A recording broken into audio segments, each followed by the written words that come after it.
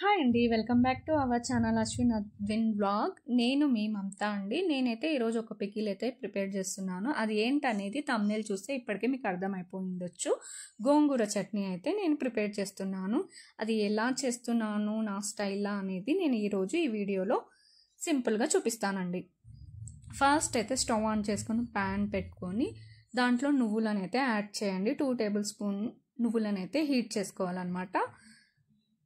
నువ్వులను హీట్ చేసుకున్న తర్వాతకి పచ్చిమిర్చిని బాగా వాష్ చేసుకొని అదే ప్యాన్లో ఆయిల్ వేయకుండా ఫస్ట్ వాటర్ కంటెన్సిటీ మొత్తం పోయాకే ఆయిల్ అనేది యాడ్ చేసుకోండి. ఎందుకంటే ఆయిల్కి వాటర్ అనేది సింక్ అవ్వదు కాబట్టి చిట్లడం జరుగుతుంది. సో వాటర్ కంటెన్సిటీ మొత్తం పోయిన తర్వాతకి ఆయిల్ యాడ్ చేసుకొని ఆయిల్లో పచ్చిమిర్చిని అయితే బాగా ఉడికించుకోండి.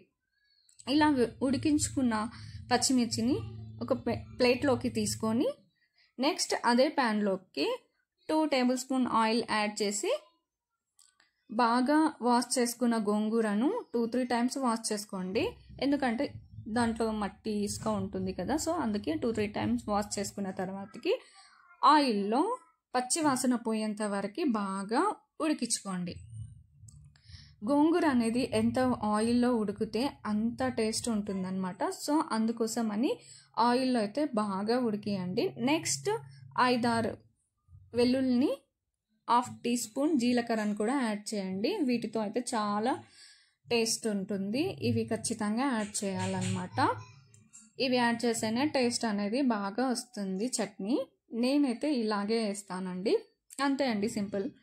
నెక్స్ట్ ఒక జార్లో ఫస్ట్ అయితే నువ్వులను గ్రైండ్ చేసుకోండి. పచ్చిమిర్చి నువ్వులను అయితే అస్సలు కలిపి గ్రైండ్ చేయకండి. నువ్వులు అనేది గ్రైండ్ అవ్వవు.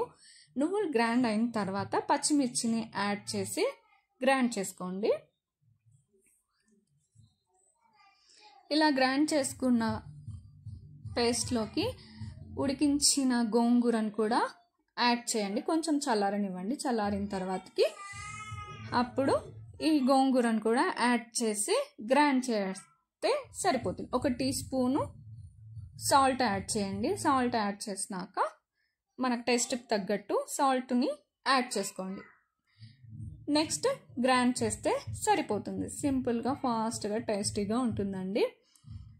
గ్రైండ్ చేసుకున్న చట్నీలో అయితే మనం పోపు పెట్టుకొని సర్వ్ చేసుకుంటే సరిపోతుంది. అంతే అండి, సింపుల్. చాలా బాగుంటుంది, చాలా టేస్టీగా ఉంటుంది, ఫాస్ట్ కూడా అయిపోతుంది అన్నమాట. చట్నీ అయితే మెయిన్గా హాస్టల్లో ఉండే అమ్మాయిలకు అబ్బాయిలకు అయితే పేరెంట్ ఇది పంపిస్తారు కదా చేసి. అంతే అండి. ఈ వీడియో కనుక మీకు నచ్చినట్లయితే లైక్ చేయండి, షేర్ చేయండి, కామెంట్ చేయండి. అలాగే మా ఛానల్ని సబ్స్క్రైబ్ చేసుకోండి.